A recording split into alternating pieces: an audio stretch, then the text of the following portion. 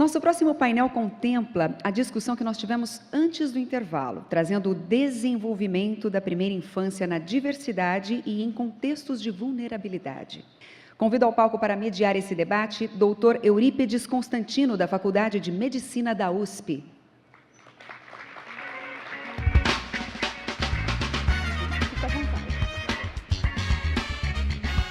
E as palestrantes, Márcia Castro, da Universidade de Harvard, e Maria Caridá Araújo, do Banco Interamericano de Desenvolvimento.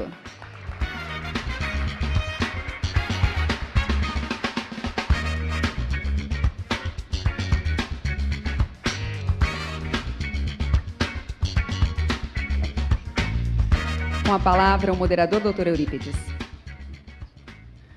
Bom dia a todos aqui presentes, bom dia àqueles que nos assistem por streaming, nas 8 salas satélites. Queria mandar um abraço para aqueles que estão no Instituto de Psiquiatria.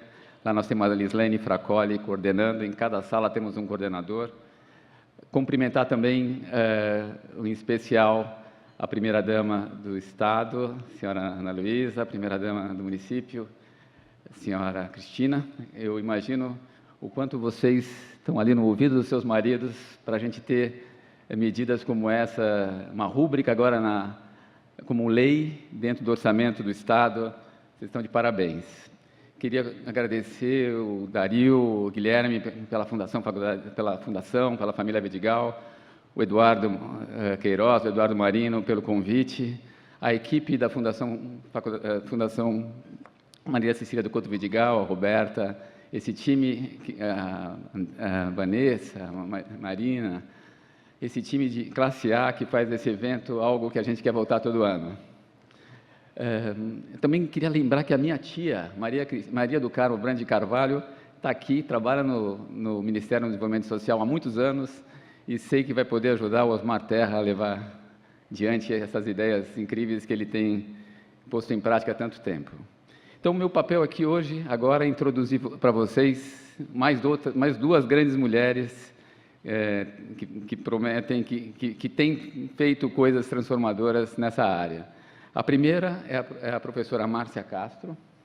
A Márcia é demógrafa, professora da Universidade de Harvard, brasileira, fez a formação dela no Rio de Janeiro, na Universidade Federal do Rio de Janeiro, depois fez o mestrado em Minas Gerais, na Universidade Federal, e depois foi para Princeton, nos Estados Unidos, quando ela completou a sua formação, e hoje desenvolve vários estudos na área de doenças infecciosas e desenvolvimento infantil.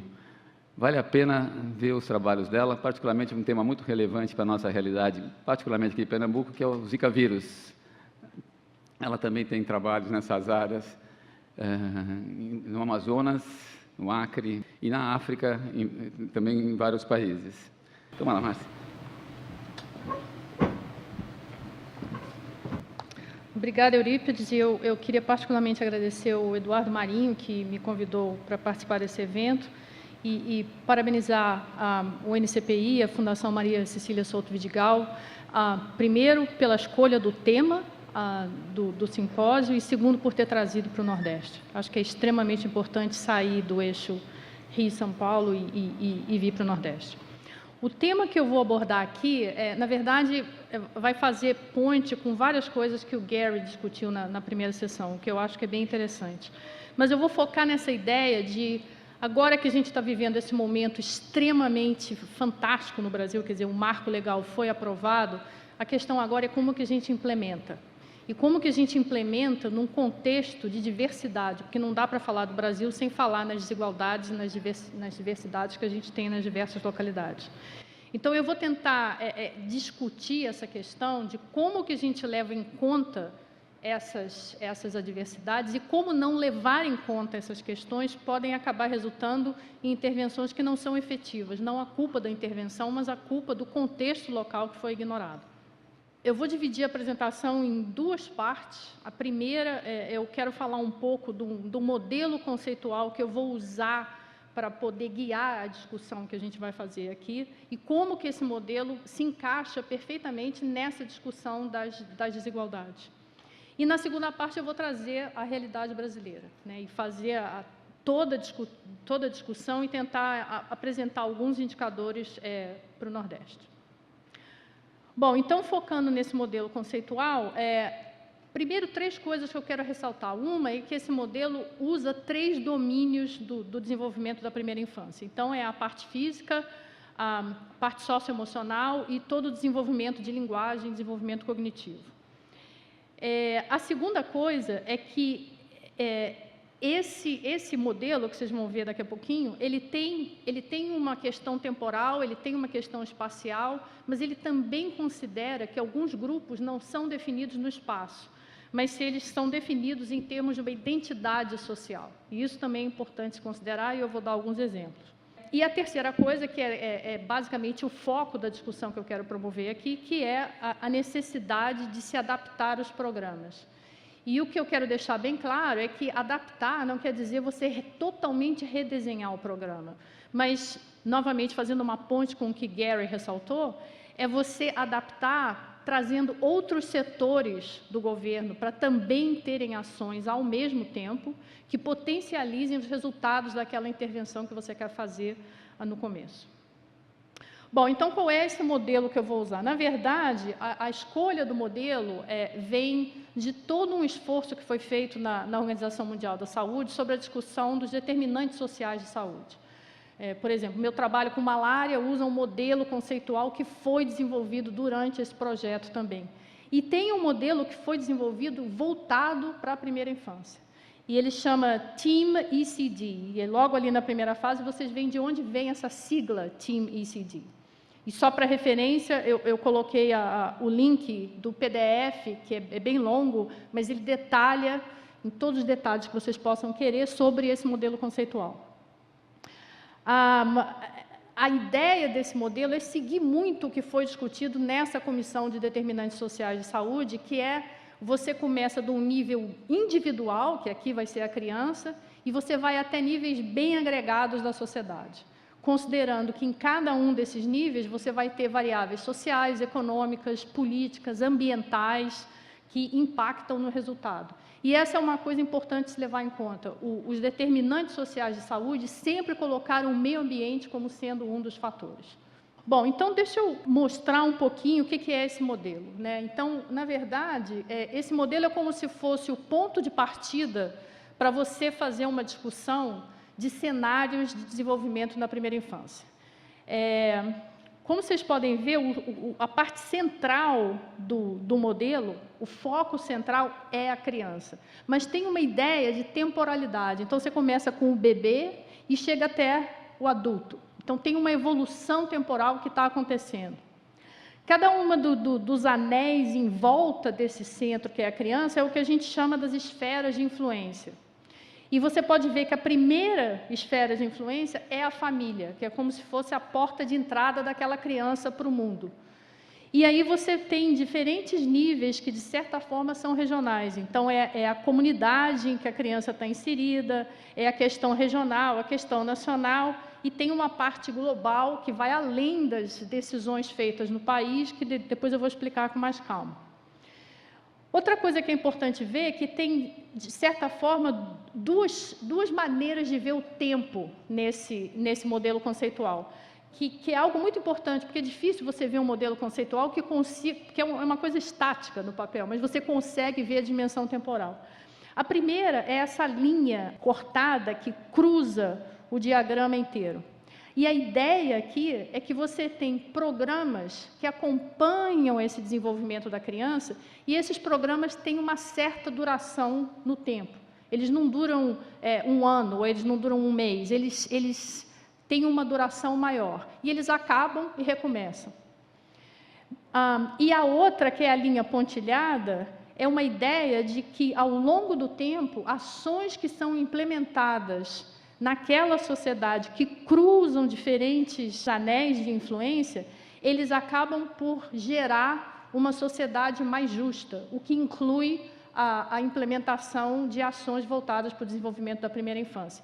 E essa linha temporal, vocês podem ver que ela tem esses altos e baixos, porque a gente sabe que há altos e baixos na implementação dessas políticas. Você tem, por exemplo, um Estatuto de Direitos da Criança, então esse é um pico. Agora você tem um modelo para seguir, aí depende do país se ele vai adotar ou não. Outra coisa que é importante é que, se você olha para essas áreas de influência, elas têm esse caráter espacial, né? Então, a família e o domicílio, a área onde você mora, a parte regional, o país, o mundo, mas ela também tem esse quadrado que está à direita, que cruza várias áreas de influência, mas é o que dá uma identidade social para alguns grupos. Então, por exemplo, você pode pensar em culturas semelhantes, valores semelhantes, religião, etnia. Então, isso está incluído aqui. E esses grupos, não necessariamente eles se aglomeram no espaço. Por isso que ele é um quadrado que cruza essas unidades espaciais. E o outro quadrado à esquerda, ele foca nos programas e nas ações, que é o foco da discussão aqui. E a ideia desse quadrado também cruzar os diferentes anéis de influência é porque as ações podem ser implementadas ou na família, ou elas podem ser implementadas a nível nacional. Então, a maneira como esses programas entram, afetam a sociedade, pode se dar em diversas dessas áreas de influência.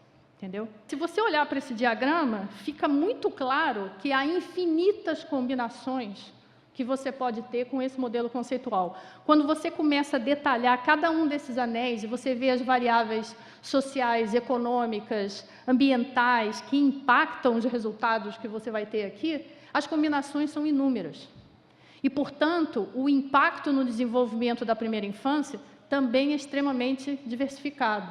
Portanto, é extremamente racional você imaginar que não vai existir um pacote fixo de intervenções para promover o desenvolvimento da primeira infância que se enquadre nessas combinações infinitas. E é exatamente essa discussão que eu quero promover aqui. Então, eu vou voltar a esse modelo, porque toda essa discussão ela se torna muito mais fácil se a gente tem um modelo para começar e para basear a discussão. Bom, então deixa eu falar um pouquinho do qual é o impacto disso para o contexto brasileiro. Quando a gente fala em Brasil, não dá para deixar a palavra desigualdade do lado de fora, né? Então, é um país de desigualdades, a gente tem gradientes extremamente significativos ainda em termos de educação, em termos de saúde, em termos de alguns indicadores demográficos e sociais. Algumas diminuíram ao longo do tempo, mas a gente ainda tem diversidades marcantes. Quando a gente pensa na primeira infância, na verdade, você tem esse ciclo, né? Quer dizer, se você tem um desenvolvimento na primeira infância que é saudável, você diminui as desigualdades ao longo do tempo. Se esse desenvolvimento não acontece, elas acabam por aumentar. Então, você tendo mais desigualdade, fica mais difícil você promover o desenvolvimento na primeira infância. Então, a única maneira de quebrar esse ciclo é exatamente focar no começo da vida. Então, tem que começar por algum lugar, e o lugar para começar é exatamente na primeira infância. Então, eu vou dar um exemplo com um indicador só. Quer dizer, todo mundo sabe o que é a mortalidade infantil, é um indicador que é proxy para condições de saúde, condições sociais. Qualquer país que você olhar, se tiver uma mortalidade infantil muito alta, isso quer dizer que as condições e o acesso à saúde naquele país são extremamente deficientes. Então, se a gente olha para o Brasil, que teve ganhos fenomenais na redução da mortalidade infantil, você pega o dado do último censo de 2010, a mortalidade infantil no Brasil é em torno de 16,7. Ou seja, para cada 1.000 crianças que nascem no Brasil, 16,7 morrem antes de completar 1 ano de vida. Mas isso é o Brasil, né? O Brasil tem 27 unidades da federação, e quando você começa a olhar para esse mapa pelos estados, ao invés de ter um mapa laranja, você tem vários tons de laranja, e você já começa a ver que tem condições no sul que parecem ser melhores, mais favoráveis à sobrevivência da criança, mas você olha para o norte e nordeste, você ainda tem muitos ganhos a serem alcançados. Só que o Brasil tem 27 estados, mas tem quase 5.600 municípios. Então, quando você olha isso por município, aí você começa a ter mais tons ainda mostrando a diferença no indicador. Isso é a mortalidade infantil. A gente podia fazer esse mesmo exercício para vários indicadores que são importantes quando você começa a olhar o desenvolvimento na primeira infância. E, portanto, ignorar essa diversidade na hora que você toma a decisão de qual é a combinação de políticas e de programas que vão ser implementados para promover o desenvolvimento na primeira infância, não só você vai estar usando mal os recursos, que infelizmente hoje em dia são escassos, mas você corre o risco de não obter resultado nenhum. Novamente, não pelo desenho da intervenção, mas por ter não considerado diversidades que impactam no resultado que você pode alcançar. Bom, então, se a gente olhar para cada um desses domínios, tentando colocar nesse contexto brasileiro, se a gente começar pela família e o domicílio, né, quer dizer, esse arco do modelo conceitual não é só a família em si, mas é o domicílio em que aquela família vive. E aí tem várias condições que a gente poderia olhar, né? Quer dizer, se você tenta medir alguns indicadores sociais, de saúde, demográficos, e você basta dividir por região, não precisa nem dividir por estado, você vai achar gradientes enormes entre as diferentes regiões. Se você cruza isso com renda, com nível educacional, você vê o gradiente bem claro. A outra coisa é que, por exemplo, se você considera as condições de saúde na família, não é só a criança, mas você tem que pensar na mulher que vai ficar grávida e vai ter aquela criança. Então, tem todo um componente também de qual é a carga de doenças que é prevalente naquela determinada localidade, que pode afetar desde o período pré-natal até depois do nascimento da criança. Tem as questões da unidade física em que aquela família mora. E aqui não é só qual é o tipo de parede, de telhado, de chão da casa, mas é a infraestrutura que aquela casa tem. Então, por exemplo, a gente está aqui em Pernambuco, que foi um dos estados mais afetados pela epidemia de Zika, né? As crianças que nasceram com problemas congênitos em função da Zika estão completando 1 ano agora. E se você olha a distribuição de um indicador, que é um indicador de infestação domiciliar larvária do mosquito do Aedes aegypti, e você olha como que os tipos de criadouros se distribuem por regiões, aqui no Nordeste é a região que tem o maior percentual de criadouros que são em potes de água, cacimbas, que as pessoas guardam em casa porque não têm acesso à água. É mais de 80%. E veja bem, todos esses criadouros são totalmente preveníveis se essas famílias tivessem acesso regular à água. Não é só ter o cano, a torneira e a água chegar na segunda-feira, é acesso regular. Então, você combina acesso regular à água e coleta regular de lixo, você já diminui a densidade vetorial dramaticamente. Entendeu? Então, num contexto, novamente vem a ideia do contexto, num contexto como esse, soltar mosquitinho modificado geneticamente não vai resolver o problema, mas prover água encanada e saneamento provavelmente vai te ajudar a reduzir a densidade vetorial em muito. E outra coisa que eu acho que é importante ressaltar é nessa questão dos gradientes. Se a gente olha, por exemplo, o índice de Gini no Brasil, né? O Brasil, em algum momento no final dos anos 80, anos 90, era o campeão de desigualdade de renda. Ele tem caído nos últimos anos, em parte ligado ao programa condicional de transferência, o Bolsa Família. Mas ainda é em torno de 49, ainda é muito alto. Então, tem um otimismo, né, porque ele estava caindo, mas a desigualdade ainda é muito grande. Aí, a próxima discussão, o que eu fiz? Eu abordei 3 dessas esferas de influência, que são mais o contexto espacial, né? Então, você tem a coisa da comunidade onde essa família vive, você tem um contexto regional e você tem um contexto nacional. E aqui, quando você começa a olhar para essa espacialidade, digamos, das adversidades,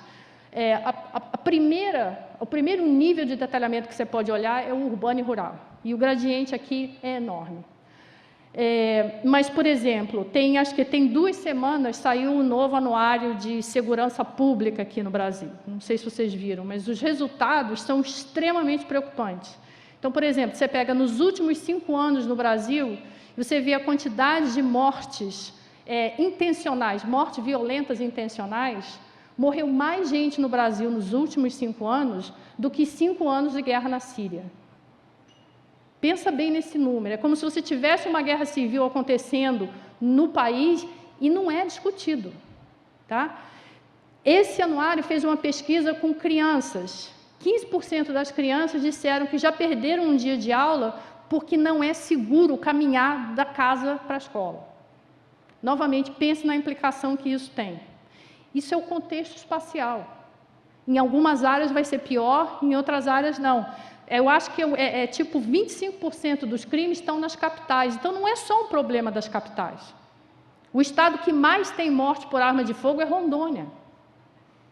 E aí vem a questão da disputa da terra. Ou seja, você vai indo, as relações são muito grandes. Outra coisa que é importante eu vou voltar para essa discussão, quer dizer, é a carga de doenças, né? Quer dizer, qual é a carga de doenças que você tem nas diferentes localidades? Algum tempo atrás, a gente falava nessa coisa da carga dupla de doenças. Então, você tem as infecciosas e você tem as não transmissíveis. Hoje em dia, a gente já fala numa carga tripla de doenças. Então, você tem a agenda das doenças infecciosas que não está terminada, você tem as doenças crônicas e tem as mortes violentas. E, se você começa a olhar para o Brasil, essa realidade da carga tripla, ela acontece em muitas áreas. O que a gente não sabe exatamente é qual é a implicação de diferentes combinações de cargas de doenças no resultado do desenvolvimento da primeira infância. O NCPI fez um esforço de tentar entender que evidência que existe em relação a isso, e basicamente não tem quase nada. O que a gente viu é que áreas vulneráveis têm muito pouco estudo de coorte, então a gente realmente não sabe direito o que está acontecendo.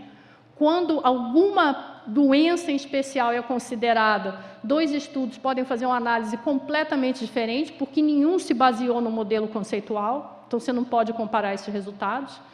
Então, quer dizer, voltando à questão que Gary falou, né, que você tem que ter um programa de escala, que vai à escala bem-sucedido, é porque ele é baseado em evidência científica. A gente ainda tem algumas lacunas no conhecimento que podem promover essa evidência. E eu acho que um esforço que cada um de nós tem que ter aqui, nesse momento importante, que é fazer com que o marco legal realmente seja implementado, é para contribuir para preencher essas lacunas que a gente ainda tem. Bom, falando um pouquinho agora, continuando nessa coisa espacial, tem 2 coisas que eu quero ressaltar. Quer dizer, uma que é um exemplo de participação das crianças em decisões que são tomadas nas cidades. E a ideia aqui você tentar, são 2 coisas. Uma é você tentar fazer com que indicadores básicos que ajudam na promoção do desenvolvimento da primeira infância, estabelecidos por essa Convenção dos Direitos da Criança, estejam disponíveis no município. Então, você torna o município mais amigável para essas ações que promovem o desenvolvimento. E a outra é envolver as crianças nas decisões. E tem essa experiência que eu queria ressaltar, que é os orçamentos participativos de crianças e jovens. Tem várias cidades no Brasil que já fazem isso, mas tem outros países que também fazem. E essa coisa do espaço físico amigável, né, quer dizer, tem todo um link com como que as cidades urbanas estão crescendo. Quer dizer, a urbanização ela é muito rápida e ela é muito mais rápida do que a provisão de infraestrutura. Por isso que a gente tem essas disparidades que acontecem. E está diretamente ligado às metas sustentáveis do milênio que o Gary mencionou. Quer dizer, uma das metas é exatamente isso, é a promoção de cidades sustentáveis. E aqui, cidades sustentáveis também inclui esse conceito da cidade ser amigável para a primeira infância. Esse é um mapa que tem nesse relatório que propôs esse modelo conceitual. É um mapa antigo, porque ele usa resultados até 2006, mas eu quero mostrar esse mapa porque até 2006 vocês podem ver que o Brasil era um dos países que tinha o maior número de cidades consideradas amigáveis para a criança. E a ideia, novamente, é você ter indicadores básicos que ajudam na implementação da Convenção de Direitos das Crianças. As cidades que são no Nordeste e na Amazônia são basicamente cidades que foram abrangidas pelo selo Unicef, que é uma iniciativa da Unicef que atua no semiárido brasileiro e agora também na Amazônia. Ou seja, eu acho importante mostrar isso, porque tem muita coisa boa acontecendo em áreas pequenas do Brasil que a gente precisa conhecer mais. Bom, e a esfera global, eu acho que essa é uma esfera interessante, quer dizer, nem tudo que está descrito aqui impacta o Brasil. Se a gente olhasse o Brasil nos anos 80, por exemplo, o Brasil estava extremamente exposto a essa primeira coisa, que é influência externa de programas de reformas estruturais, quando você pede empréstimo para o FMI, por aí vai. Hoje em dia o Brasil empresta dinheiro para o FMI, quer dizer, os papéis trocaram.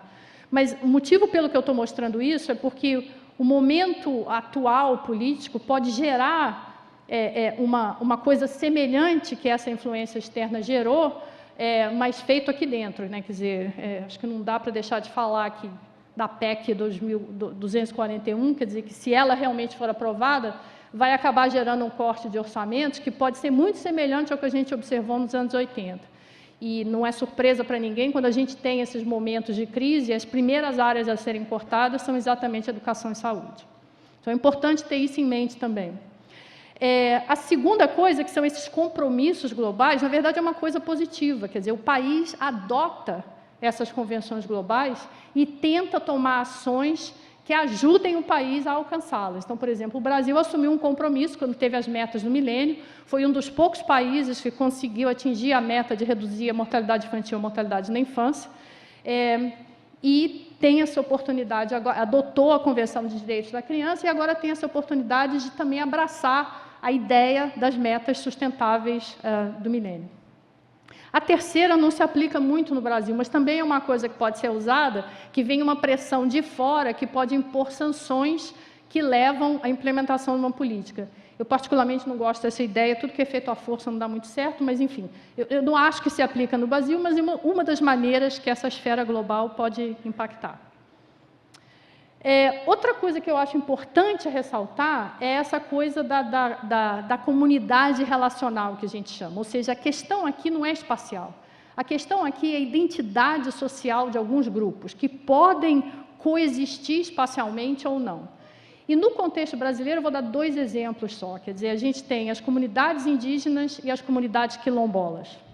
Então, se você olha, por exemplo, a mortalidade abaixo de 5 anos entre os indígenas, dependendo da aldeia que você está olhando, pode ser até 9 vezes mais alta do que a mortalidade infantil do Brasil, que eu mostrei para vocês que é bem baixinha. Essa disparidade é totalmente inaceitável. Se você olha para os quilombolas e você classifica as famílias que moram nessas áreas de quilombolas, o maior percentual das famílias vão estar na pior categoria de renda. E, novamente, não é nenhuma surpresa, se você está numa condição de pobreza, o aspecto nutricional das crianças não vai ser muito favorável, e realmente não é. Tem poucos estudos nisso, mas os que tem mostram nitidamente que existe uma disparidade enorme nas condições nutricionais das crianças vivendo nessas comunidades de quilombolas. Então, são 2 exemplos bem simples que são...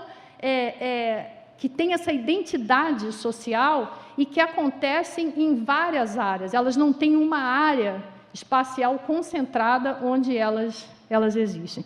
Mas isso também tem que ser levado em conta. E aí, para terminar, quer dizer, eu realmente quero focar no quadrado que para essa discussão que eu quero promover aqui é o mais importante, que é a questão dos programas, das ações que vão ser feitas.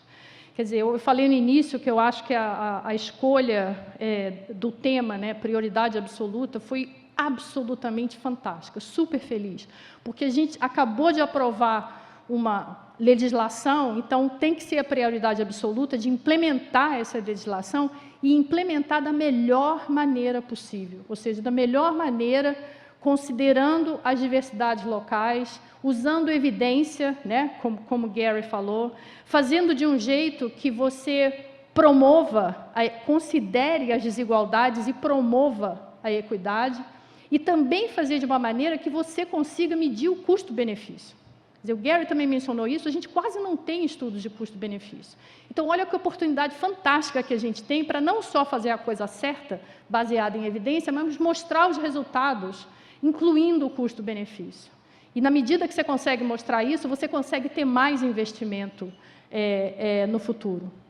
A outra coisa que eu quero mencionar é que essas ações não podem ser responsabilidade única da saúde e da educação ou da assistência social.